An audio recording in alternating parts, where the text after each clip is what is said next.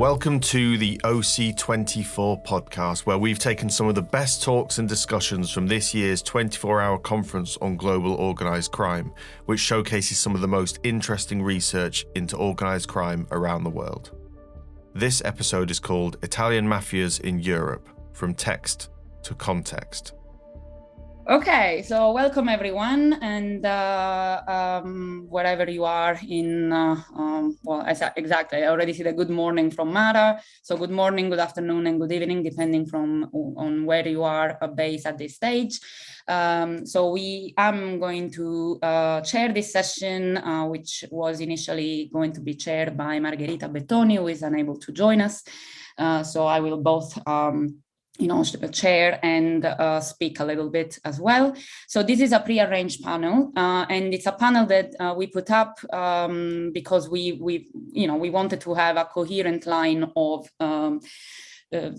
speech, essentially, and we just wanted to make sure that we made sense when we speak to one another about these topics. So the topic is very general and is Italian mafias in Europe, but obviously we've been all very much engaging with research also outside of Europe. So I'm hoping that for the discussion, we can also go a bit farther than that. And we have three presentations today. So one is Francesco Calderoni from Transcrime from Università Cattolica of Milan.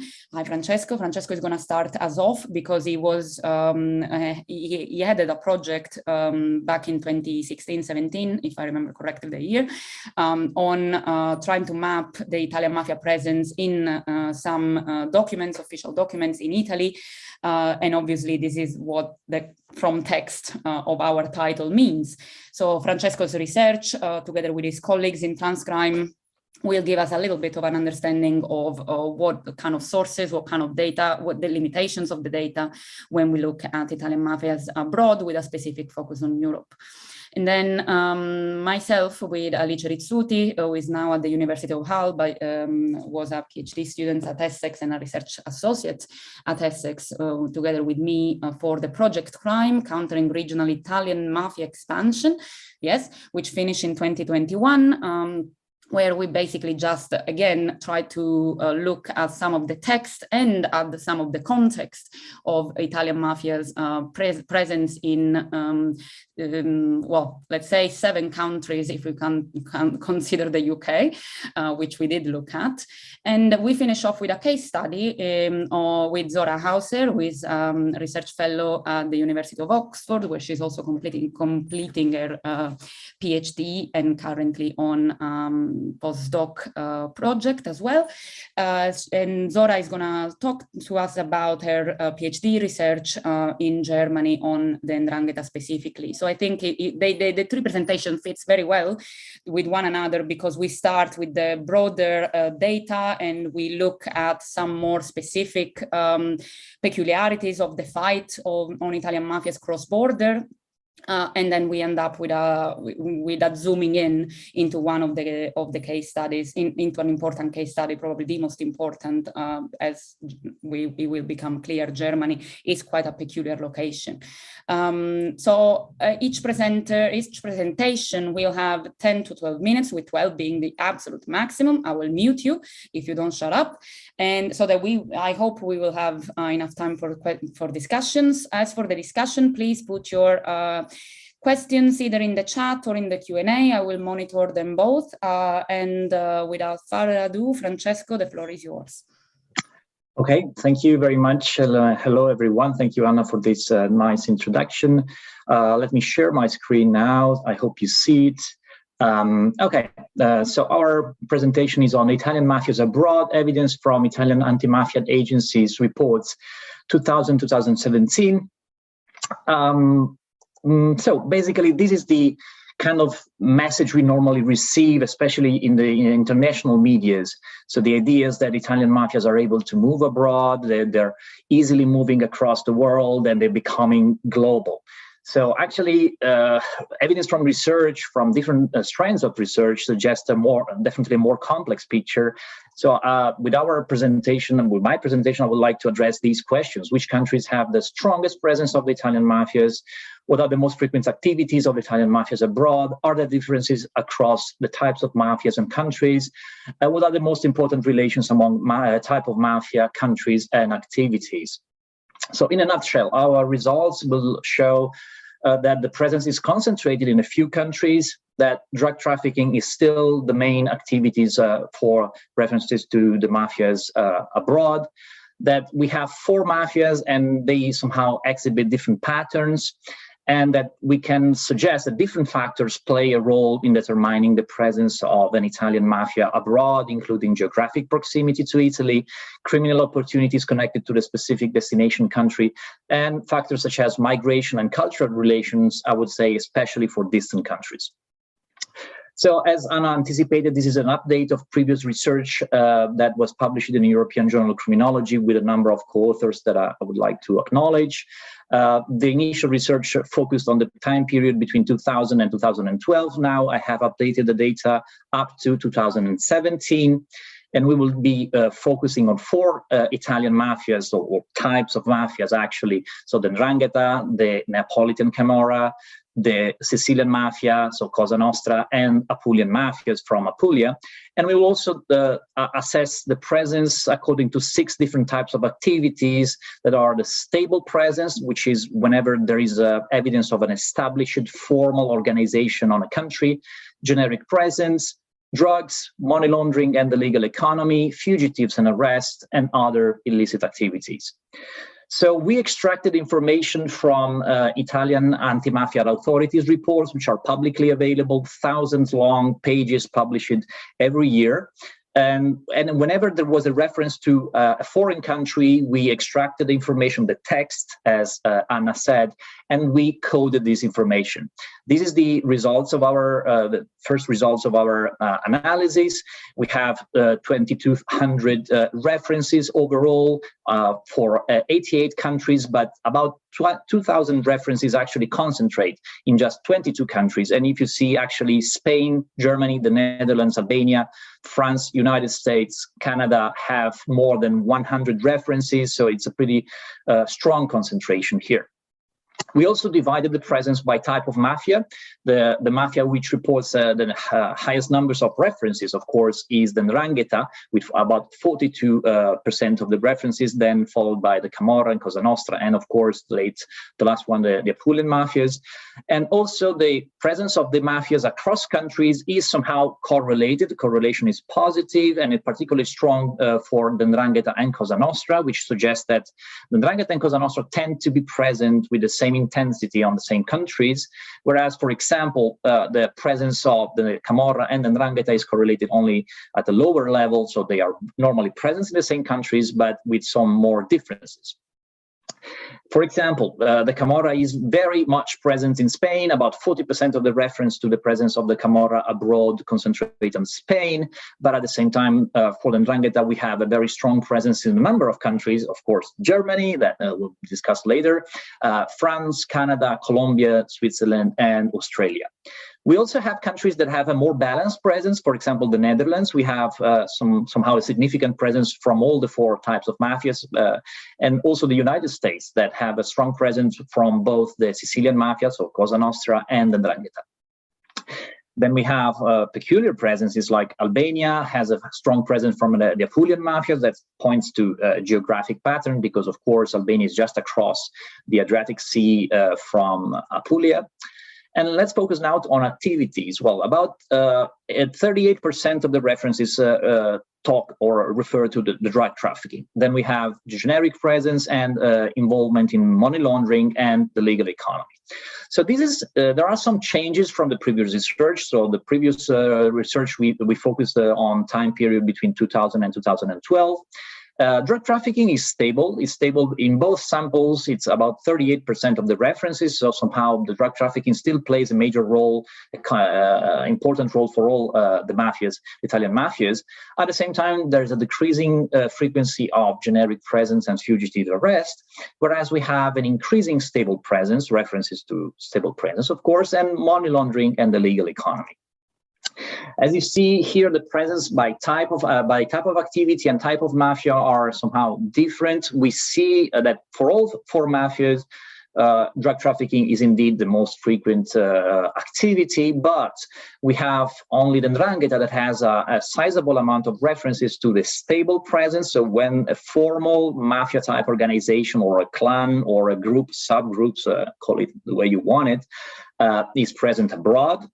And also, for example, another example is the Apulian mafias are the only ones who have a large share of reference to other illicit markets that normally include references to counterfeiting and the trafficking of illicit cigarettes.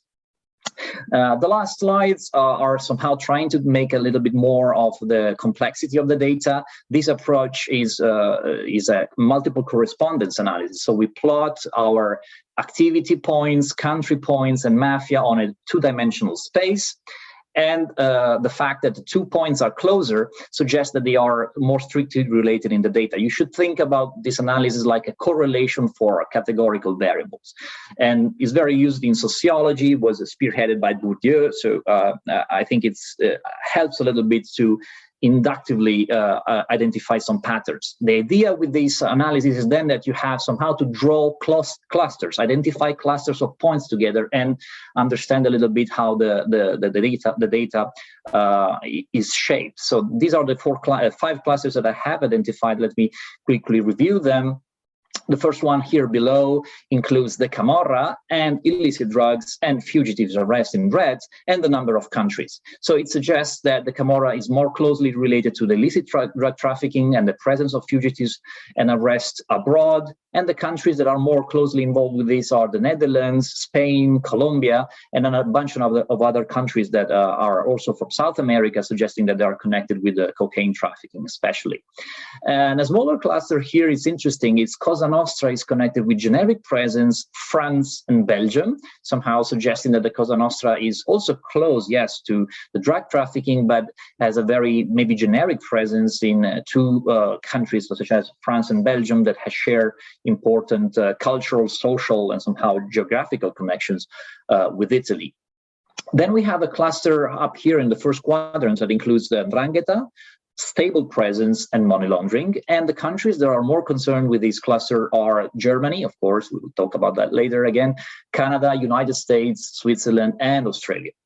Then somehow I wanted to emphasize also a cluster, with money laundering, Switzerland, San Marino, and Romania. Especially Switzerland and San Marino are very important for their connections for the banking and financial industry. And of course, they are very close, if not included, in the Italian territory. So it's not surprising. And also when reference to money laundering and the legal economy pop up, they also come up in our data.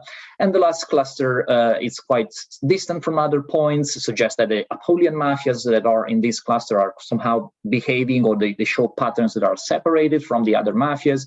They are connected to the red dots, suggesting illicit other activities that, as I said before, comprise illicit cigarettes and counterfeiting. And the countries that are involved in this cluster are Albania, Montenegro, and Greece, which are on the Adriatic coast or the Eastern Mediterranean and close to Apulia. At the same time, China, maybe as a source for counterfeit goods or for illicit cigarettes, and the UK as normally as a destination for such goods. So wrapping up, again, I think the data that we have and the update that we had just presented show that indeed the Italian mafia presence is not freely available in all countries. Italian mafias do not go around in any country in the world. They are concentrated in a set of few countries. That still drug trafficking is a very important activity for Italian mafias, that the four mafias exhibit somehow different patterns that, of course, the next presentation will assess in a greater detail. And there are different factors that probably affect the presence of Italian mafias abroad, including geographic proximity, criminal opportunities and connections with the drug trade, for example, and also migration, cultural connections with Italy, especially for distant countries such as the US, Canada, Australia, or Brazil. So thank you very much. That's it. I hope I stayed my time. You did. Thank you, Francesco. You actually were even a bit earlier, which is great. Wow. Thank you so much. Okay, so while you stop sharing your screen, I'll invite Alice to join me here on the stage so we can proceed with our presentation. Alice will share the slides and I will start and then leave the space to her. So what we are talking about here is basically a follow-up study, essentially. So what we did in our Mafiaround-Europe, the reflection from the crime project. So first slide, Alice, please. Okay, so yes, the project. So the project is essentially, as I said, was started in the middle of the pandemic, so we had to kind of readapt it. And it was led by myself at the University of Essex and with Alice, which in the meanwhile completed her PhD and became a research associate also at Essex. It was a project which was run in partnership with Eurojust Italian Desk and Europol Italian Organized Crime Unit, which essentially helped us to define the project scope in a way and start off with the database. What we looked at was secondary data, first of all. So it was the project was done in two phases. And the first phase was open source and archival documents, such as the Direzione Investigativa Anti-Mafia report, two per year for the past 5-6 years. Arrest warrants, then we did have, and we did manage to get from different sources. And we interviewed at the very beginning of the project some experts on different countries that we could identify as our country of choice. And then we completed overall 40 interviews with law enforcement, including law enforcement as well, with specific anti-mafia units in the countries we identified where there was an Italian, obviously, anti-mafia unit. Whenever there wasn't an Italian anti-mafia unit, we talked with liaison officers of the Italian police or the Guardia di Finanza, seconded in the country of interest. So we focus on 6 countries out of the Eurojust Europol selection, as Alice will tell you in a little bit more detail. We had Italy as obviously as a parallel country in a way, and we chose to add at the very end of it Brexit Britain, just because it poses some more interesting questions for research. So Alice, if you want to start off. Yes, so the way we frame mafia mobility, the mobility of Italian regional mafias in these selected countries, we try to look at how the historical presence of Italian mafias changed abroad, and it's a pattern that was very interesting, especially in relation to certain countries. We looked at the definition of Italian mafia, which of course by nature is a very, very Italian-centric definition. And we saw how this was opposed to or additional to the definition of organized crime, and whether some of these jurisdictions were adopting the definition or not, also in terms of terminology. We looked, of course, at migration studies and globalization studies. We saw if there were patterns related to alien conspiracy theories and ethnicity traps. And most of all, we saw that Italian mafias, as Anna will tell you a bit more later, very much moves abroad following a pattern of opportunity, or as we called it, conditioned opportunism.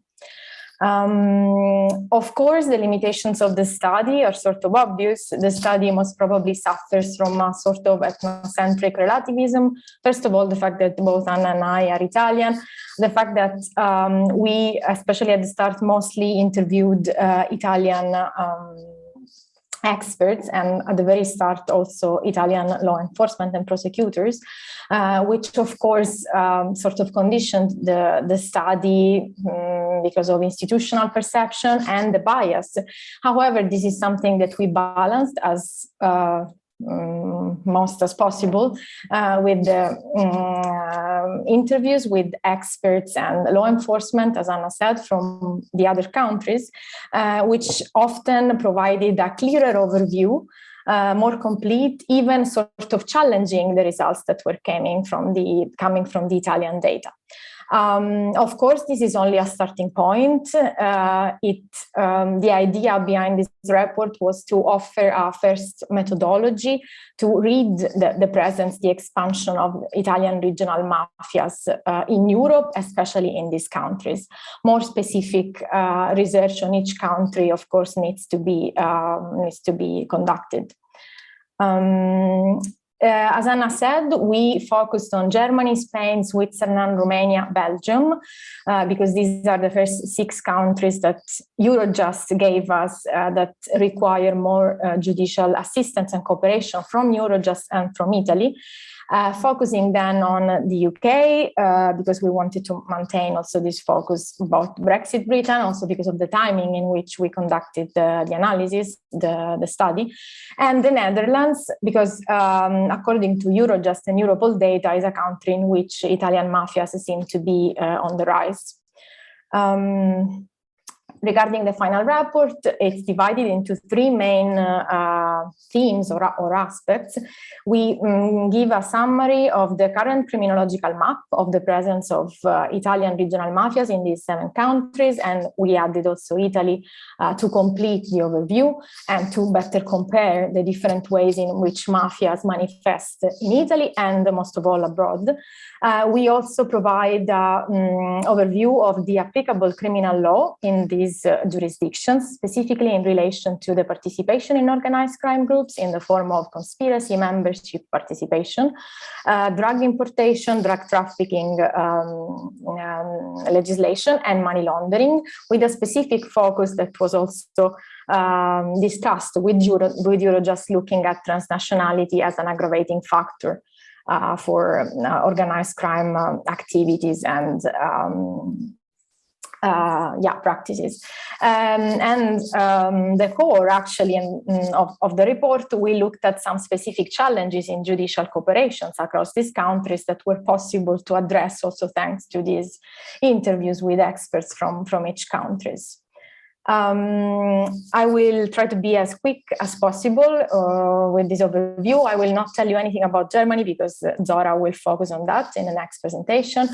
Regarding Switzerland, we saw that the most predominant Italian mafia group, Italian mafia actually, active in Switzerland is Ndrangheta. Money laundering is key as an activity due to the relevance of the banking sector in Switzerland. However, what we found that was really interesting coming from Swiss experts,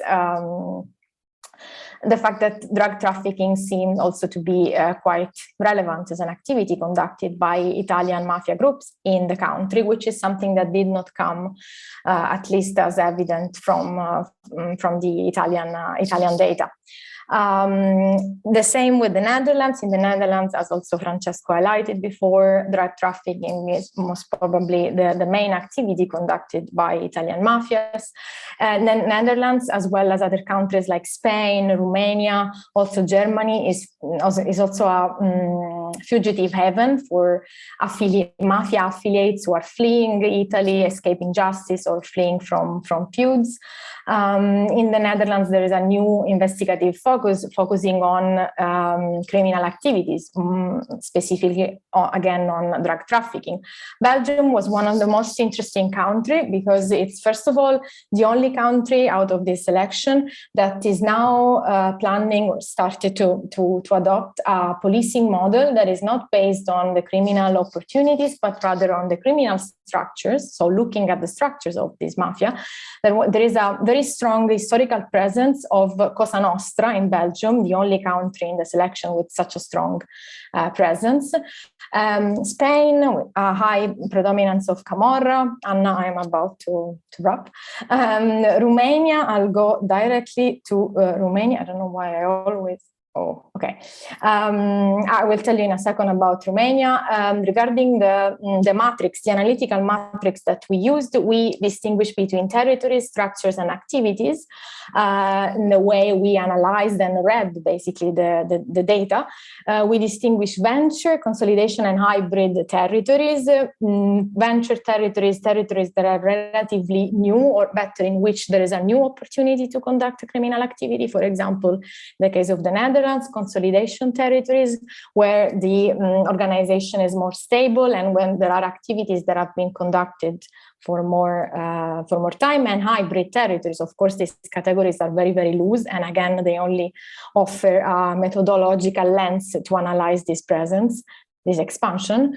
The same with the structures. We highlighted individual mobility, looking at individuals affiliates to mafia, to the different mafia groups that tend to be strictly linked to the clan of origin in Italy, and that move only to the country for specific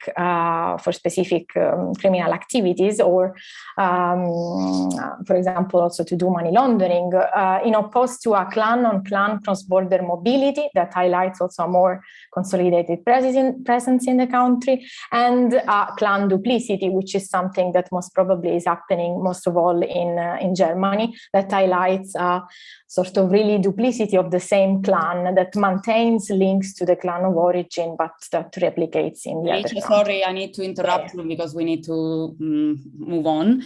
So as Licia said, we do have more examples to, maybe we can discuss later about Romania and why Romania is more important and interesting in a way, but I don't want to take on too much space. So we frame the data conceptually in following literature on this, very much about opportunism and the push and pull factors. We use the concept of opportunism as it is in the economic conceptualization of it, with acting with guile and timing calculation of either social and personal or economic nature decisions, but we do recognize that the push and pull factors do condition the opportunism of mafia activities, and therefore condition opportunism is inherently contextual. We have identified some factors that do that include obviously the favorable location for a specific business, the Spanish coast for tourism, existing infrastructure such as port, and obviously different expat communities, enabling factors, and so on and so forth. The next slide. When we, Alicia, next slide, please. Okay, right. Yeah, so essentially to finish off, what seems to be hypermobility to authorities and media, Italian authorities and media, is actually high frequency. And the internationalization of the Ndrangheta appears to be more dependent on market and push and pull factors than the spirit of conquest, as it has been described by the Italians most of the time. Mafias abroad do not behave as such. They are diluted towards more simpler forms of organized crime, and they cooperate with local organized crime groups when they can, and for business purposes, not for power structures. And there is a split between activities abroad and structures home-based, which seems to be the core of the transnationality issue. Yes, we finished. And obviously intentionality of movement is often mistaken for intent, but intentionality remains perhaps solely in the opportunistic element of mobility. And we don't have time, but just so you know, in case you want to ask questions, last slide, we did run an analysis of the policing and judicial cross-border cooperation. We identified some conceptual and structural challenges. So the way the mafia concept is conceptualized, the visibility of certain of the mafia groups, the historical and institutional role of memory and pre-knowledge and databases that are available to law enforcement abroad and in Italy.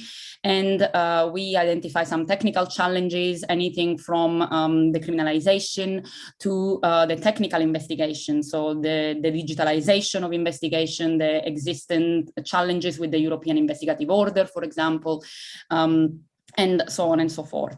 So we can stop this presentation now. Thank you. And for anything that you need to obviously ask, we can do that later. And I invite Zora to switch on her. Yes, so Zora, the floor is yours. I'll appear again when you are about. Okay, thank you, Anna. I hope you can hear me well and you can see my slides. Yes, we can. Okay, great.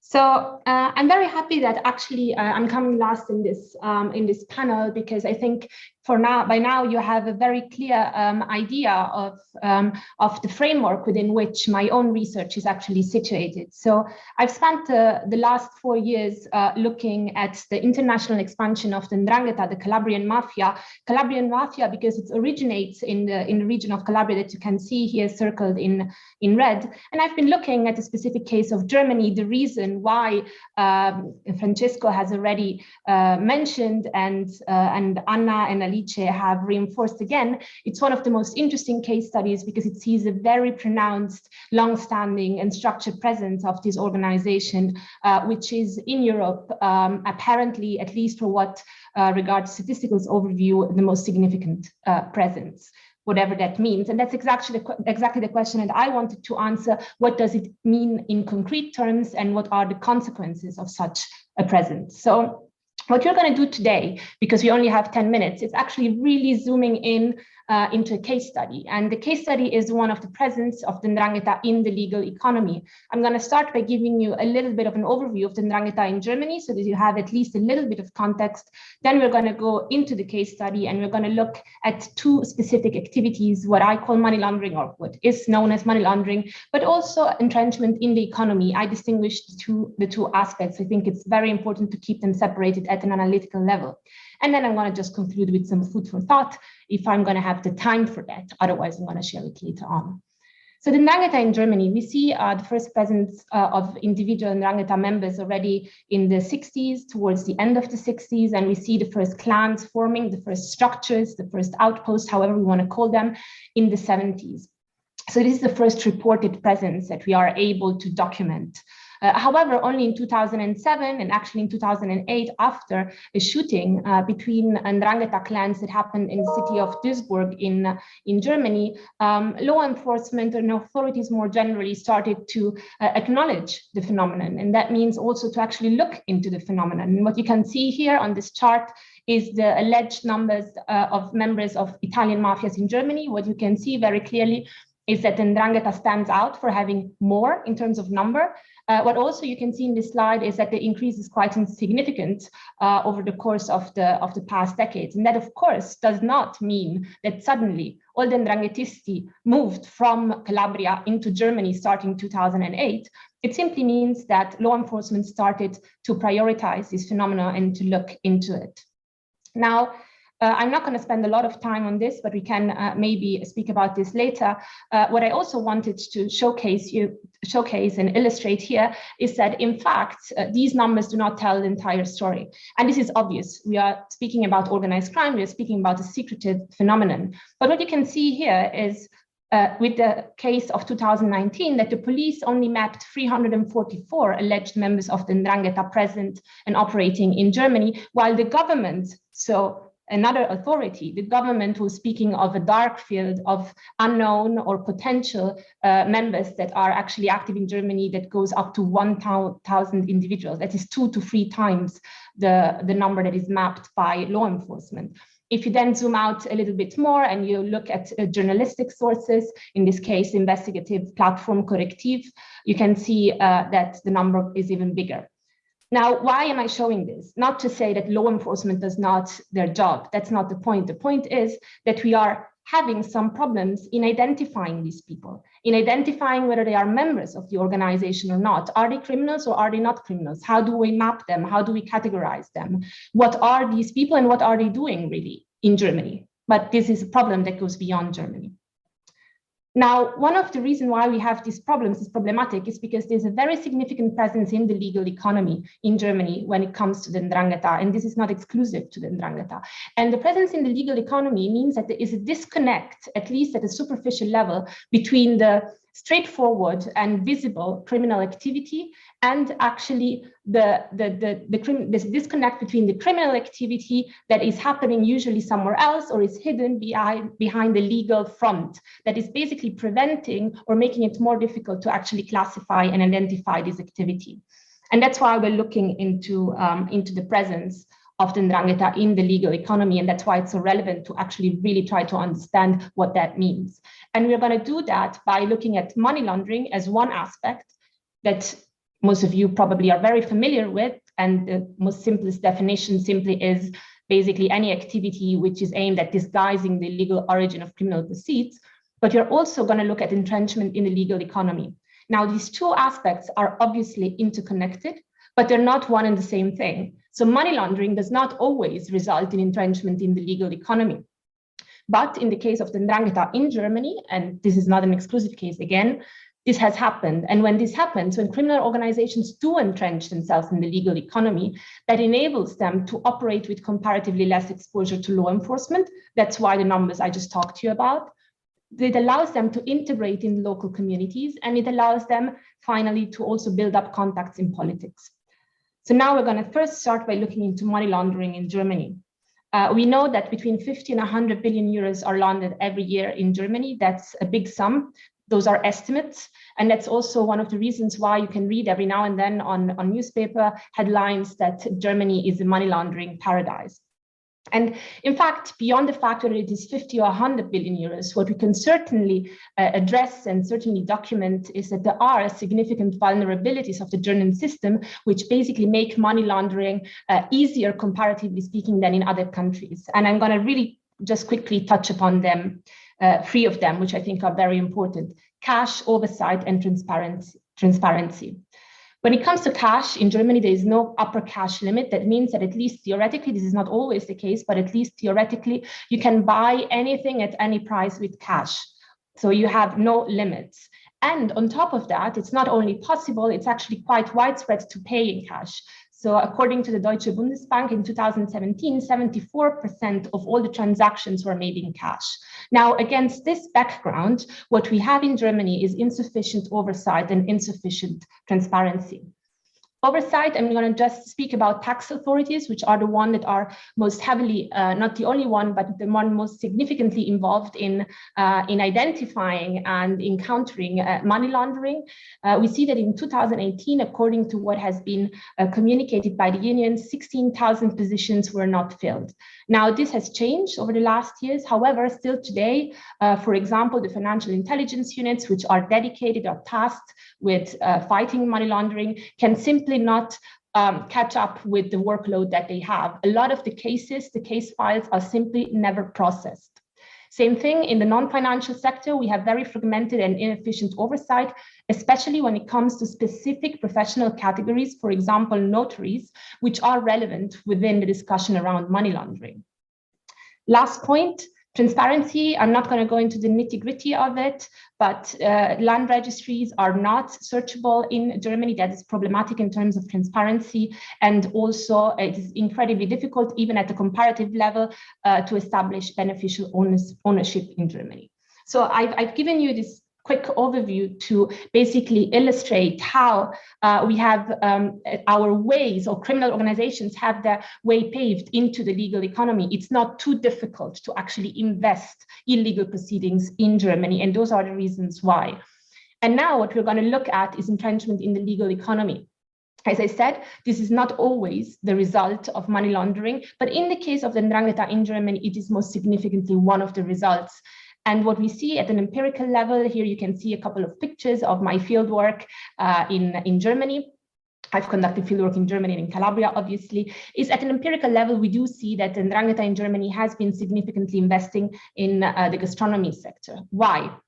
Well, for money laundering purposes, obviously, but also from a logistical point of view, it does make sense because it's very difficult to basically get surveillance approved I have 9 minutes, so surveillance approved in public spaces, but also legal fronts. And that's the point that is actually the most important that I want to share with you, because legal fronts basically enable these organizations to build up trust and social capital, which then in turn allows them to entrench in the community and to build up contacts to politics. And I want to give you very quickly an empirical example. And I thought if you actually read this through with not my own words, but with the words of the person, in this case, a mayor, a German mayor in a German city that has been involved in such a dynamic, it could give you a more interesting perspective. So here we have the situation in which a German mayor built up a relationship and a friendship with what turned out to be later on a mafioso, a member of the Ndrangheta. So as you can read here, and I'm going to maybe go through this a little bit quicker, as I thought I would. As you can read here, the mayor basically starts to establish a relationship with this restaurant owner. He's a Calabrian restaurant owner. He arrived in the city, had his restaurant, then he wanted to get bigger. He reaches out to the mayor. The mayor has an interest himself in making the restaurant work, and the community has an interest itself in making the business work. What you can see is an overlap of interests. There's nothing bad in each of these interests. I mean, with exception, of course, with the interest by the mafioso, but we don't know that at that point. But there is an overlap, a dynamic of overlapping interests that basically establishes an ecosystem within which collaboration does make sense. And that develops then further, in this case, in entrenchment in the community. This mafioso becomes very well known within the community, very well accepted, respected, everyone knew him. And that, in the last instance, basically led to the fact that the mayor himself was basically developing a concept for applying for European subsidies together with this entrepreneur. And then the Italian police comes in, arrests the person. He's been convicted now in first instance for membership in a mafia association. And it comes out that he has been part of one of the most important Ndrangheta families in Germany for quite some time. Now, the key element here is trust and social capital. You see here that without this element of trust and social capital, there is no entrenchment in the community and there is no contact to politics. Just food for thought, and I'm going to leave this here as it is. Why is it important to look at trust? It is important for 3 reasons. We have established in the literature that emergence of mafia organizations have been connected with horizontal mistrust, in this case, mistrust between people and mistrust towards institution.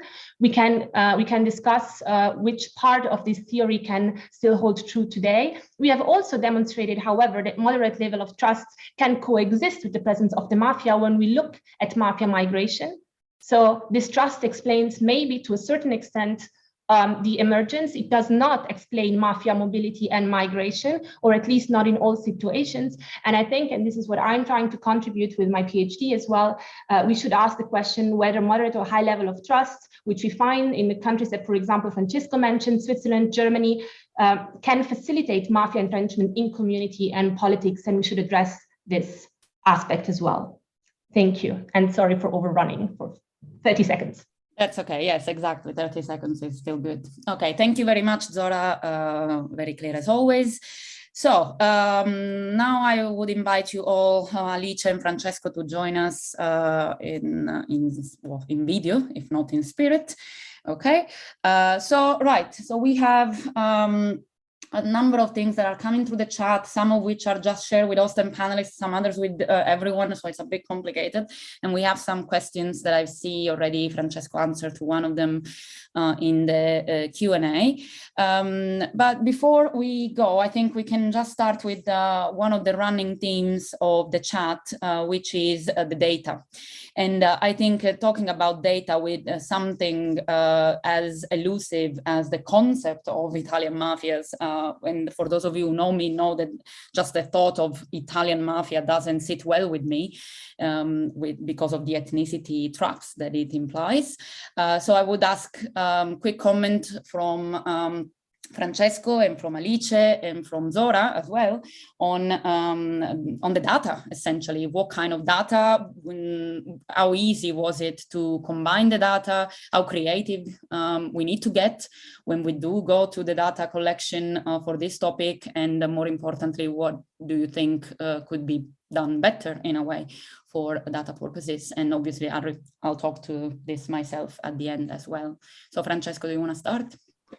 Yeah, thank you. I think it's a meaningful point to open the discussion, because the reason why we wanted to do the research that I presented was that most of research, previous research and current research on mafias abroad relies on case studies, which are great. They give you a lot of depth, and they allow you to understand a specificity maybe on a country or a region or a city.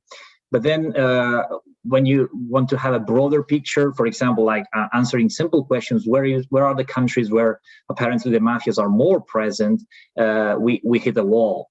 So the idea was, okay, we have this amount, and if you look around Europe and all the activities against organized crime, including Italian mafias, you don't have any comparable data set or collection. Also because, of course, every country has its own criminal law, and only Italy has a anti-mafia legislation, which is very specific. So the idea was to take text reports, very lengthy and detailed reports from the Italian anti-mafia authorities, and somehow code them. As I wrote in the chat, we read, and every reference to a foreign country we reported, we broke it down, analyzed it, and these resulted in somehow data that is a little bit more manageable and allows you to do the kind of analysis that we did. Then, of course, two comments to close. First, of course, we provide a broad overview that doesn't want to replace, but actually complements case studies and more qualitative approaches, such as, for example, Zora research, I think, complements very well with what we've done, and somehow corroborates. We both corroborate each other. And secondly, of course, the analysis relies on what the Italian anti-mafia authorities report.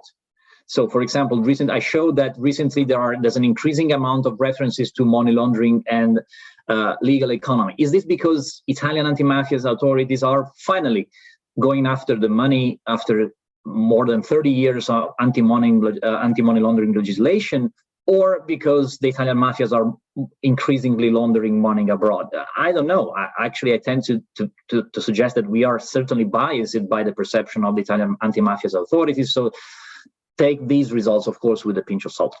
Thank you. Right, thank you. And Alice, do you want to come in on this? Yeah, well, first of all, yeah, I mean, in a way, Anna, we did the same, because we also analyzed the reports from the Italian anti-mafia direzione nazionale and direzione investigativa. So super long, extremely long reports that sometimes were also not super easy to access, especially in the case of the direzione nazionale antimafia. And interestingly, some of the data did not match with what the prosecutors and police forces told us in the countries that we analyzed. So in terms of data access, I think it's necessary when we look at mafias, Italian mafias abroad, necessarily to talk to the police forces, prosecutors abroad, because of course the way mafia, these groups manifest in other countries, well, not of course, but possibly it's not the same as the one that it is in Italy. And I think, Anna, and I am sure you agree with me, that it was really interesting to see how many of the people we talked to, non-Italian forces, even in a way challenged what the Italian data were saying. Interestingly, even one of the data that was in one of the reports of the Direzione Investigativa Antimafia, in the case of Belgium, was in a way challenged and corrected by our Belgian authorities, let's say. And the same happened also in a way with other countries. And I think And you can say it was not easy to talk to certain people. In fact, in some of these countries, we were not able to talk to police forces. Like in the case of Spain, I think Spain was possibly the most difficult country to access in terms of primary data. I'll leave Zora to comment on this, and then I'll come up as a closure on this point, if you don't mind. Thank you, Zora. So I think I actually agree with Alice a lot. The important point here is that we have to try to include sources that come from different origins. So we cannot just rely on one source just coming from one authority, especially if actually what we are studying is not happening in their own country. So if we're basing our study on the Italian understanding, in my case, for example, of what is happening in a small village in Germany, it's just going to be very limited. And that doesn't mean that you shouldn't consider what Italian authorities have to say about it, but you should integrate this source with also the understanding that police, for example, prosecutors, or even local institutions have about the same phenomenon. And just basically about this, I think I wanted to pick up on something that Francesco said, that there's a lot of case studies and not much comparative work being done, and you need to do this, these overviews. Actually, I find that interesting because when you published this overview that you talked about in 2016, that was one of the reasons why I picked Germany, right? I could pick out of this very confusing scenario my case study. However, it is also true that that case studies can be compared. So we can do comparative case studies, and maybe that's the best way to do comparative work, because as you said, it's very difficult for you now to do comparative study if you wanted to produce the same kind of work based on German data or on Belgian data or even Interpol maybe. So it's really difficult to compare these data sets because they're different, they're collected in different ways. When it comes to qualitative or mixed methods case studies, maybe a comparison is easier, but I totally agree, it's completely complementary. And I could see it with my own work, how that worked out. Thank you, Zora, Alice, and Francesco. I think it's this all speaks to the knowledge production, essentially, and the way knowledge production works, and the way we as researchers approach this. For Zora and I have been talking about doing a project on Australia and Germany for quite a while. At some point, we'll manage eventually, because we do see some patterns, some recurring traits, but also some specificities in the context that need to be identified. And actually the differences are the most interesting parts in a way, and why they happen. But I think one last point that I can make, especially when, because I've been doing this research on mobility in Australia and Canada, and recently this European project, it also goes to show in the production knowledge narrative of law enforcement in different countries, how much informality and how much reinforcement of each other's concept there is. So there is a reason why everyone is so focused on Italian mafias in Europe all of a sudden, and the reason is because of the policy transfer and the necessities, obviously, of interacting at the European level. And the way the knowledge on Italian mafias is produced, obviously it's contextual, but it's also constantly mirroring each other at the European level. So we need to be aware of that. We need to be aware the narratives are constantly, in a way, negotiated, even across police forces and the broader Europol, Eurojust level. So obviously, we have some questions that I'll try, if you don't mind, to cluster questions together. And we do, I'm aware of the questions that Ewan Grant is asking, 2 questions about safe havens and the interest that is shown to Italian mafias. I don't necessarily believe in safe havens myself, but I do know what you mean when you say that. And there are questions about the theoretical contribution, which I think we did answer to in our presentation already, and questions and comments on the banking system, the German banking system for Zora, and the linkages that she sees, she might have seen to Liechtenstein or other countries. So I think it would be interesting to actually reflect, and I'm going to be a little bit cheeky here, on the other side. So again, one of the things that we find, and I know that all of the panelists agree with me, and that's why I chose them eventually, is that essentially when what we call Italian mafia expansion, eventually, because it's a push and pull dynamics, speaks a lot less about the Italian mafiosi agency than it speaks about the system. So thinking about money laundering, for example, and the cross-border dimension of money laundering, including the questions that have been asked, and drugs, which remain the main, let's say, visible in a way. So money laundering is the invisible one, and drugs as the visible one. I wanted to ask what, in your opinion, what could we do as researchers to correct the narrative in a way, instead of just saying this Italian mafias, they move abroad and do these different things? How do we actually change the narrative and say, look, they do move abroad, but their agency is actually, how do we measure their agency, and how do we understand the agency of each single groups and individuals within their structural opportunities that actually can change quite a bit. And I think Zora was already speaking about that specifically, so I'll invite Zora to pick up from where she left on this. My entire research approach is actually focused on understanding within which context are certain groups able to do what they're doing. And that doesn't mean, of course, ignoring completely the strategic capacity of such groups, but understanding their capacity within a context. So in this sense, of course, we're speaking about Ndrangheta, we're speaking about Cosa Nostra, we're speaking about Camorra, but what we're speaking is about the conditions that in Germany, in Belgium, in Australia, or in Canada are allowing these groups to actually so successfully sometimes, but sometimes we see also not successfully, operate in these countries. So I think the narrative is changed by actually focusing on the context, without dismissing completely the strategic elements, but also without emphasizing it too much. Thank you, Zora. Any Alice or Francesco?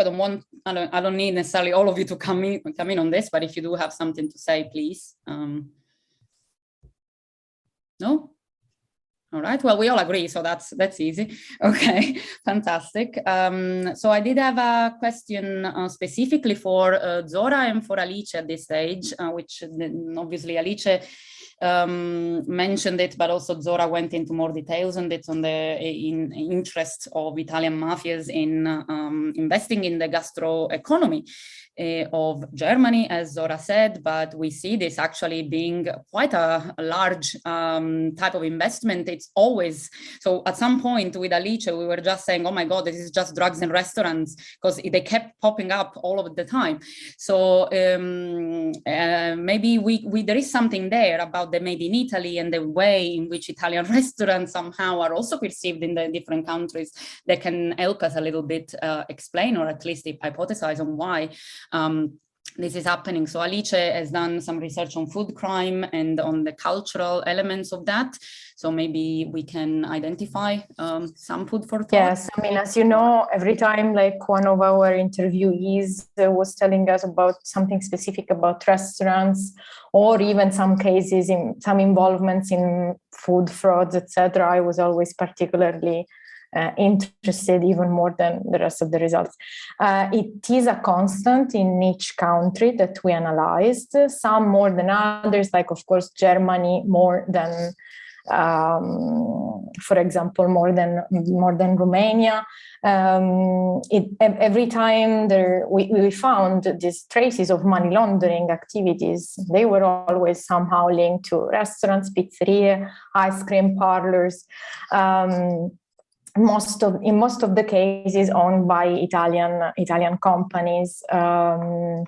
It is, I think, when it comes to food, is one of the main, how can I say, characters of the Italian identity. And I say that also thinking of my own research on food crime and agro-mafia and so on. It's also what, in a way, makes Italian so well known abroad. And since we refer to the opportunism as a factor, as a as a way for Italian mafia groups to expand in these countries, to have connections to these countries. Of course, they make the most of, in this case, this Italianness and the importance of the made in Italy. Also thinking of the Italian culture, how great Italian food is. Even in the case of the UK, even in one of the countries in which we found less traces. I mean, we said then that the UK is a sort of black hole. It's actually not clear what's going on. But even in that case, there were the few things that we saw, they were relating to money laundering, to some investments, to the involvements of shell companies, trusts, etc., but also to some restaurant involvements and businesses run by mafia affiliates, most probably. So I think it's really because as every other type of entrepreneurs, they make the most of it. And I guess Italian restaurants abroad they make good profits. I mean, there are also so many Italian restaurants, for example, in the UK, that are not even run by Italians, but they are exploiting in a way the made in Italy. So yeah, I think don't even mention that. No, but sometimes I mean the food is also good. Most probably, it doesn't have to be Italian, but Zora, do you want to come in on this? Yes, just two quick points. The one is about the perception of the Italians, which is very interesting. If I'm of course always referring to the case of Germany, we've seen a change in this perception, and the reason is because these countries, and Germany in particular, has a long-standing history of immigration from Italy. At the beginning, of course, as it often is the case with new diaspora communities, there was a lot of prejudice against Italians. We're speaking here in the 60s and beginning of 70s. I'm not saying that the prejudice is not the case anymore today, but then what happened in Germany is that the Turkish people arrived. And so basically there has been almost a change in the perception, and there are very interesting studies in which basically the enemy or the new suspicious was directed to Turkish community, and the Italians one slowly integrated as being, for example, the Catholics, the Christian, and not the Muslim. So in this sense, then the Italians have actually quite well integrated into the German community, and it has changed also the perception that Alice mentioned. A lot of Germans went on holiday to Italy. It was cheap, the food was nice. There started to be newspaper articles about how wonderful la dolce vita in Italy is. It started to basically build up as a lifestyle. So what you have today in Germany is, on the one hand, some memory of the same prejudice. So you will still have this, every Italian is lazy and basically a little bit of a criminal. But at the same time, he's actually the nice guy. Or he's not, like, yeah, maybe he doesn't pay all of his taxes, but come on, it's nothing like the real mafia. So this is in terms of perception, or at least what I could see when speaking to people in Germany. But also, if you look at some very interesting studies, there are plenty of them done on Italian immigrants in Germany. The other point about restaurants, which I think it's incredibly important to be made as well, is yes, they invest a lot. Of restaurants or cafes or coffee shops are used a lot in terms of investments and legal fronts by the Ndrangheta, by Italian mafias, but they're also used actually for, let's say, extortion activities. So when we do see how do extortion activities in Germany often, not exclusively, take place by, for example, imposing and forcing these restaurant owners to buy products. And that's where it gets very difficult, because you don't really know exactly whether you're speaking about victims or perpetrators, whether it is at the empirical level incredibly difficult to distinguish that. At the analytical level, we all know what's a victim, what's a perpetrator. As at the analytical level, we know that. At the empirical level, we do see that this changes depending on the situation as well. And so when we see, for example, often that Italian associations are used, so like the Association of Calabrian Restaurant Owners, just to give an example, they are used both to foster certain types of cooperation and deals, but also to identify the ideal victims on which, for example, to then force products upon or to ask or force a little bit of cooperation as well. And that's the difficulty sometimes when we are speaking about diaspora communities, is to tease out these different dynamics that overlap to a certain extent. Thank you, Zora, and thanks, Alice. So I think in a way we do always reinforce each other's research when we look at these issues. Most of the things that Zora was talking about, I do see in my research in Australia, in Canada, and all of that, obviously. And I think it kind of speaks again to the same issue that we have of the ethnicity trap and the way it does condition authorities to sort of not discriminate against Italians abroad, but at the same time having to deal with the fact that if they want to research or investigate Italian mafias abroad, they have to single out ethnicities. So it's one of those issues that we always have in this type of research. And so I think we have some other different questions, specific ones that we have here and there between the Q&A and yes, okay. So one issue that I think is important for all of us is about the longevity of our research and the longevity of the data. Obviously, ultimately, what we want to do is not just to picture and take a screenshot of a specific time and place, but we want to offer some keys to analyze. I wouldn't say future trends, but to sort of root our analysis in what could be a future research in a way. So whether or not we want to keep updating our data set, which is one way of doing things in a way, or we want to keep going back to the field. I invite Francesco and Zora and Alice and myself as well to reflect on essentially the issue that we have with our data, that sometimes they are, by the time we process them, they are already a picture of an old reality in a way, or a reality that is constantly dynamic. So what would be, in your idea, the kind of the needs that we have for updating or somehow keeping our knowledge dynamic on such issues? So what would be the kind of things to watch out for in your research that you think for future research could be helpful? And for Alice, obviously, we can share the answer. Okay, maybe I can start on that. Well, I think that in any case, the kind of research that we presented here altogether, it's dependent on situations that are somehow in the recent past or in the past. We cannot. It's really not a forecasting exercise that we were trying to do. Then, of course, based on the results we have, we can make some reasonable guess or assumptions about what will be the development. One thing that surprised me in updating the data for this presentation from the previous study is that, you remember, the previous study was 2012, and we gathered 935 references. By adding just 5 years to these previous 12 years, the references became 2,200. So it means that, for example, the sources and the bias that we have, at least that the Italian anti-mafia authorities are increasingly referring to foreign countries in their reports. I think there is more attention to international presence of the Italian mafias, especially the Ndrangheta, but also the other.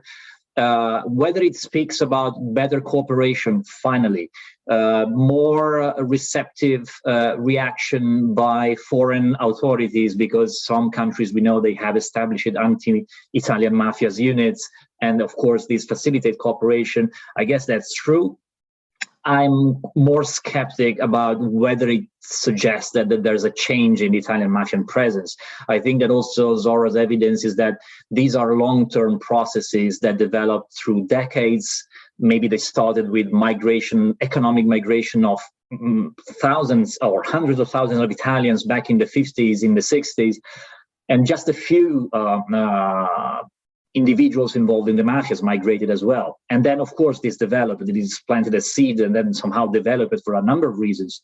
So I think that's one thing that interests me a lot, is to see that how this developed and how there is more attention to that. I also think it's, as I mentioned before, more references to money laundering and the legal economy are certainly also the result of more cooperation from local authorities in the destination countries. That's my take. It's not that finally the mafias are laundering abroad.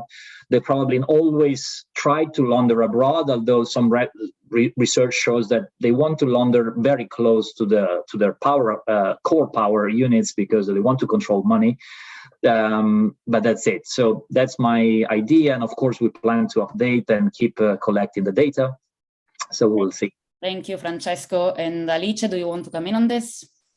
Yeah, just one thing on a note that Francesco just said. It is true. I noticed the same. I started reading all the National Anti-Mafia Authority's reports from 2014, so referring to the year before 2013 onwards. And I noticed exactly the same, that the data referring to the countries, not just Europe, but also Australia, Canada, the US, etc., were increasing. There were, especially like in the last few, like 2 or 3 years, there's way more data on that. And necessarily it is also hopefully an increased sign of an increased cooperation. In a way is also what we are finding in our report, because we did find for really each country this also will from foreign authorities to cooperate with Italy. But I think, again, yes, these are long-lasting also processes. So I don't think anything is going to change in 3 years or so. And often these studies, they offer even a critical lens and a methodological lens to build upon and to continue with other studies, focusing on other countries in a different time frame, for example. So yes, yeah. Thank you, Alice. Zora, do you want to quickly come in on this? Yes, so there are 2 aspects that really piqued my interest. And I must say that when I started my PhD, I ended up at a completely different point. So I hope to be able to actually look at them a little bit more in the coming years as well. So, and one is about this trust issue that I mentioned in the end, and this idea that high or moderate level of trust can actually facilitate the presence of the mafia. That has really not been explored yet and has to be explored in terms of under which condition this is happening. And the reason why I ended up thinking about that is what happens if the state is not responding to organized crime, be it for incapacity, structural incapacity, so legislative, for example, or be it for lack of intent. And very often it's a little bit of both, and very often one leads to the other. It's already creating some complexity. Because the least you are capable, the least you want to actually do it, because it's difficult. But what if, in this context in which a state is to some extent not responding and the population trusts the state? What happens then? Because where there is no trust in institution, what is happening is that what I perceive as the state's inactivity is just the state not doing anything.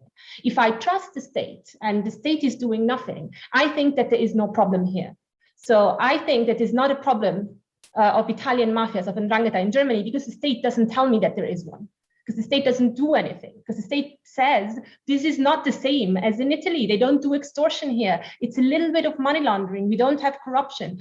And the general population trusts it.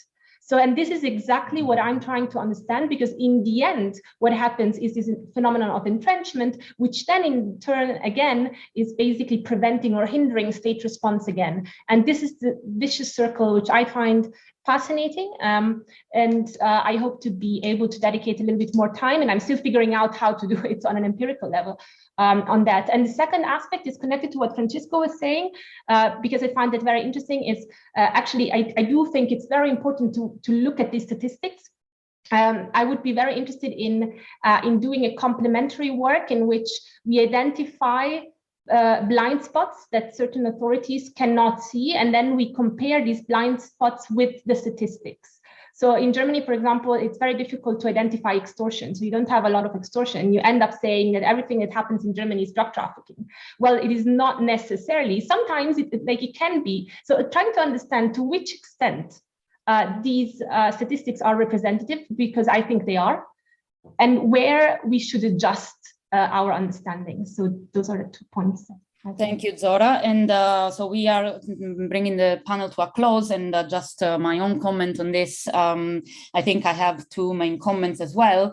So on one side, the blind spots, the blind zones of the analysis. I mean, Alice did promise you something on Romania, which never arrived eventually, but Romania was interesting precisely because of that, because it allowed us to look at some types of crimes which were corporate crimes, or white-collar crimes in the field of environmental crimes, especially, which we didn't expect in a way from our Italian data, but it was somewhat visible when you looked at some Romanian, I wouldn't say data, but some Romanian interviews, which weren't by all means enough. They were just, an initial scoping out, but it did give us some interesting perspectives. And the reason why it was interesting was because environmental crime in the form of corporate crime, including some Italian brokers, which do use this type of criminality to launder money in Romania, do appear in the Romanian setting because of the attention that Romania has on environmental crime as a lacking regulation. So on their side, they brought up this interest, and on our side, we couldn't see it. But it's actually way more interesting than the 700, drug trafficking investigations that we had looked at. And so on that side. So on the other side, thinking practically about cooperation, I think it was the biggest lesson that we learned when we actually went into the practicality. So surely I echo Francesco and Zora and Alice in saying, surely there is more attention now than there ever has been on Italian mafias in Europe for a number of reasons that they all talked about. But also the practicality of cooperation is the reality of the everyday cooperation of the prosecutor who sends the request to bug a vehicle that goes from Torino to Switzerland, that can't find the right person to send that to, and eventually loses the person in the vehicle or can't use the evidence. Because eventually what we see on the other side is that everything that ends up in a trial or in a court of law has to have certain levels of reliability and certain level of certain requirements to be admitted as evidence. And this is the reality of the everyday life of cross-border. We had some investigations that in one day touched 3 different states between Germany, Belgium, and the Netherlands, and somewhat Italy. So following this investigation from the perspective of cross-border cooperation is a nightmare.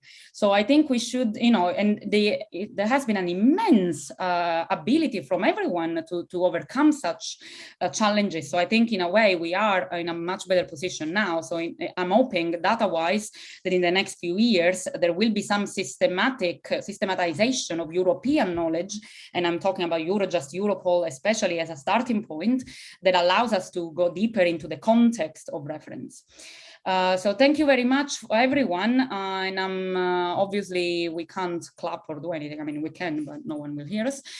So I'm bringing this to a close. I would like to thank you, Zora, Francesco, and Alice for being with us, and all of you who have been really active in the chat. And I'm sorry if I couldn't address specific questions, but I'm sure everyone has taken an eye on the chat and answered specific questions addressed to them. The presentation are recorded, so they will be on replay. And on YouTube as well, and the presentations will be shared in due course. Thank you very much, everyone, and have a good rest of the conference. Thank you for listening to the OC24 podcast. For more talks, have a look at the podcast feed on whichever platform you use. There are loads more to listen to. Video versions of these talks are also available on the Global Initiative Against Transnational Organised Crime YouTube channel. If you would like to share these talks around, we ask that you use the hashtag OC24 and let us know what you think.